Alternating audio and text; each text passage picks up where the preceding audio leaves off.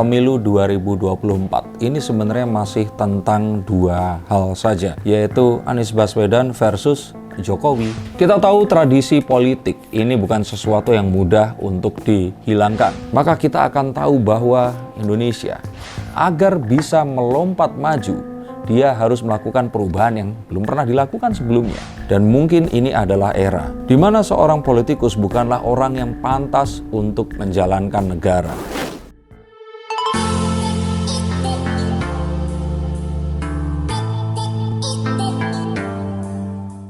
Halo Sensikers, kembali berjumpa bersama saya Denny Darko. Tidak ada yang namanya misteri, yang ada adalah tanda-tanda yang kita semua coba untuk mengerti. Pemilu 2024 ini sebenarnya masih tentang dua hal saja, yaitu Anies Baswedan versus Jokowi. Nah, kenapa saya katakan seperti itu? Karena dua orang ini yang mencoba untuk merevolusi politik Indonesia agar tidak terjebak dalam politik gaya lama, gaya jadul seperti dahulu kala. Perbedaannya, Anies Baswedan melakukannya dengan cara berjuang di luar jalur kepartaian dan akhirnya dia terjebak dalam langkah-langkah oportunis yang kadang-kadang dia harus mungkin tidak merasa bangga atas langkah yang harus diambilnya, terutama saat harus menggalang dukungan dari kelompok radikal pada pemilu DKI Jakarta di tahun 2016 atau 17 silam. Perbedaannya dengan Jokowi adalah Jokowi yang memulai karirnya dari seorang pengusaha tukang kayu, berusaha masuk ke percaturan politik Indonesia dan mengikuti jejak langkah menjadi kader partai PDIP yang walaupun termasuk juga kilat hingga menduduki tampuk pemerintahan dan menjadi orang nomor satu di Republik ini.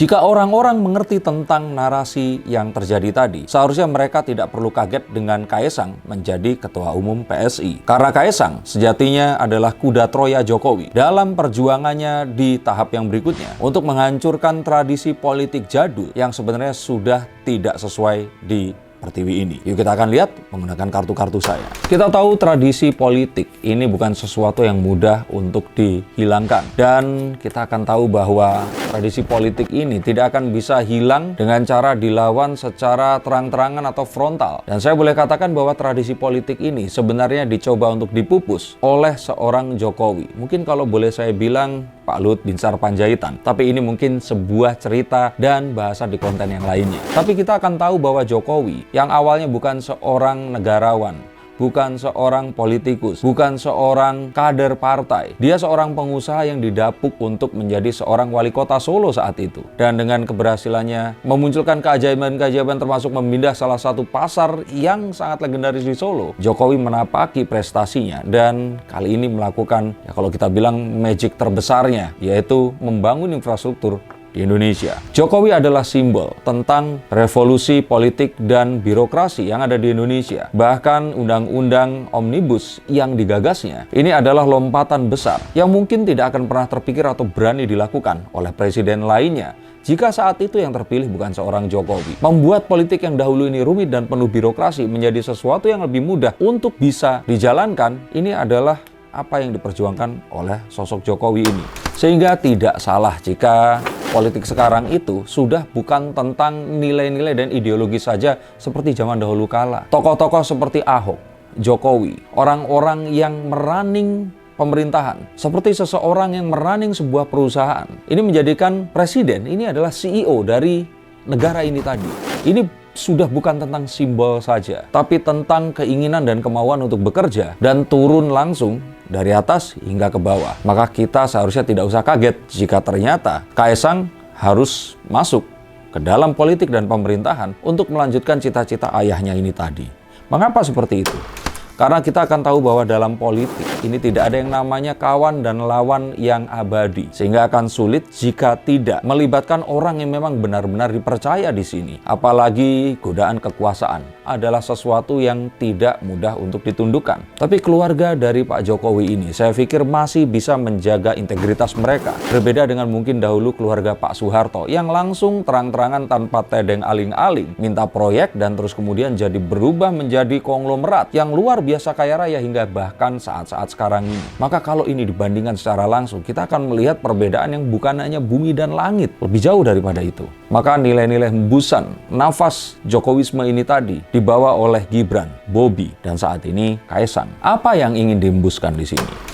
yaitu politik syarat dengan perubahan yang sebenarnya. Politik yang penuh kreativitas dan bisa menyesuaikan dengan iklim perubahan zaman dan juga dunia saat ini. Politik yang dimotori oleh anak-anak muda yang penuh semangat dan gairah dalam hidupnya. Mengapa? Karena jika bukan mereka, maka perubahan ini akan menggerus negara kita. Kita baru saja dikejutkan dengan TikTok yang berhasil untuk memasukkan TikTok Shop ke dalamnya. Memerge antara sosial media dan keranjang belanja yang memungkinkan sekali untuk TikTok memanen data dari behavior medsos di TikTok ini tadi untuk membuat sebuah private labeling, menjual produk yang memang sesuai dengan behavior orang-orang membeli produk yang mana, dan mendirect traffic untuk membeli produk-produk dari negara asalnya. Telat 1,5 tahun, banyak dampak yang terjadi. Ini terjadi karena staf-staf Kementerian Perdagangan atau mungkin informasi yang mungkin juga kurang mengikuti perkembangan zaman yang saat ini terjadi. Maka kita akan tahu bahwa Indonesia agar bisa melompat maju, dia harus melakukan perubahan yang belum pernah dilakukan sebelumnya, melibatkan anak muda di dalam perpolitikan mereka. Dan anak muda ini pasti tidak akan sabar jika harus menjalankan tradisi politik lama yang penuh feodalisme, chauvinisme, lobby sana, lobby sini yang mungkin saja penuh dengan amplop di bawah tangan. Dan maka karena itu, lahirlah partai PSI ini yang di dalam ADART-nya sangat memungkinkan seseorang seperti Kaesang baru masuk 2 hari, terus kemudian menjadi ketua umum di partai tersebut. Maka ini adalah bentuk perlawanan dari anak muda yang sesungguhnya.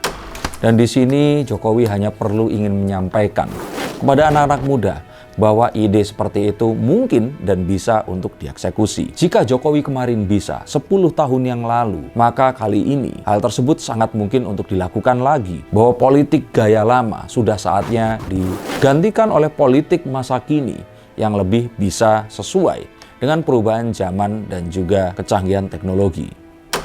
Jokowi di sini mencoba untuk realistis bahwa saat dia nanti sudah lengser, maka nggak ada tempat untuk dia menyalurkan aspirasi ini di PDIP. Dan ini bukan tentang Jokowi yang tidak mau membalas budi. Ini tentang perjuangan yang sesungguhnya yang diperlukan oleh negeri ini. Ini tentang perubahan yang sebenar-benarnya dibutuhkan. Bahwa segala sesuatu itu tidak perlu dibuat rumit lagi seperti dahulu kala. Segala sesuatu itu perlu untuk dikerjakan dan diselesaikan apapun hasilnya. Kita sudah terlalu lama tertinggal oleh negara-negara lain yang sudah melangkah jauh lebih maju, dan Indonesia sibuk membicarakan politik belaka. Ini adalah bentuk realisasi dan realisme dari tahun 2030 yang akan dimotori oleh anak-anak muda yang saat ini usianya di bawah 30 tahun. 6 tahun dari sekarang, mereka akan merunning perusahaan-perusahaan yang akan menggerakkan Indonesia. 6 tahun dari sekarang, mereka akan ada di tampuk pemerintahan dan melahirkan kebijakan-kebijakan yang akan melindungi bangsa Indonesia dari imperialisme modern, penjajahan masa kini, dan juga kejahatan-kejahatan teknologi. 6 tahun dari sekarang itu dimulai hari ini. Maka masuknya Kaesang dan didapuknya dia menjadi ketua umum bukanlah tentang pemilu hari-hari ini. Ini adalah sebuah cita-cita yang lebih jauh lagi yang harus diwujudkan dan harus dipastikan untuk terjadi. Nilai-nilai Jokowi yang harus diseberangkan menuju ke 5 tahun dan 10 tahun berikutnya. Nilai yang diawali oleh Luhut Binsar Panjaitan menunjuk Jokowi seorang tukang kayu untuk menjadi seorang pemimpin kota DKI Jakarta dan Indonesia, untuk menyederhanakan semuanya, untuk melipat, menyimpan, dan memasukkan ke laci politik-politik zaman dulu itu. Maka kita akan tahu bahwa sejatinya Kaesang bukan seorang politikus, tapi begitu pula dengan Jokowi. Dan mungkin ini adalah era di mana seorang politikus bukanlah orang yang pantas untuk menjalankan negara. Karena Indonesia selamanya akan terus ada di sini dan tidak akan pernah maju jika setiap harinya kita hanya berdiskusi tentang arti demokrasi. Mungkin ini adalah saatnya. Indonesia memang harus dijalankan seperti sebuah perusahaan. Mensimplifikasi segala hal yang kita buat rumit karena tradisi politik zaman dahulu dan meletakkan kepentingan seluruh masyarakat, bangsa dan negara di atasnya. Dan hari-hari ini jalan itu sudah dibuka. Kita akan tahu banyak profesi bisa mungkin menjadi seorang presiden di banyak negeri. Salah satunya adalah Ukraina yang dipimpin oleh seorang mantan stand-up comedian. Maka ini adalah saatnya di mana orang yang memang mau dan mampu untuk bekerja, pantas dan layak untuk jadi pemimpinnya. Terima kasih, sampai jumpa dan salam.